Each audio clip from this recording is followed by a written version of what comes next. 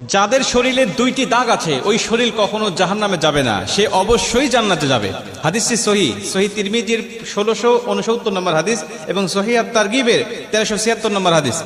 হযরত আবু উমামা রাদিয়াল্লাহু তাআলা আনহু হাদিসটা বর্ণনা করেছেন। রাসূল সাল্লাল্লাহু আলাইহি ওয়াসাল্লাম বলেন, যাদের শরীরে দুইটা দাগ আছে এবং যাদের শরীর থেকে 2 ফোঁটা তরল পদার্থ নির্গত হয় ওই শরীর কখনো জাহান্নামে যাবে না, সে অবশ্যই জান্নাতে যাবে এবং আল্লাহ পাকের কাছে এই শরীরটা সবচেয়ে প্রিয় শরীর। রাসূল সাল্লাল্লাহু আলাইহি ওয়াসাল্লাম বলেন, 1 নম্বর দাগ হলো যে ব্যক্তি জিহাদের ময়দানে আল্লাহকে খুশি করার জন্য, আল্লাহর দ্বীন কায়েম করার জন্য অথবা আল্লাহর সন্তুষ্টির জন্য যে ব্যক্তি বাতিলের মোকাবেলা করতে গিয়ে শত্রু পক্ষের আঘাতে তার শরীরে ছোট্ট একটা দাগও যদি বসে যায়, এই দাগটা কিয়ামতের ময়দানে সুপারিশ করে বা এই দাগটা থাকার কারণে কিয়ামতের ময়দানে আল্লাহ পাক তাকে জান্নাতে দিয়ে দিবে। নবীজি সাল্লাল্লাহু আলাইহি ওয়াসাল্লাম বলেন, 2 নম্বরে ফরজ ইবাদত সমূহের কোন একটি দাগ যদি তার শরীরে দেখা যায়, যেমন নামাজ পড়তে পড়তে সেজদা দিতে দিতে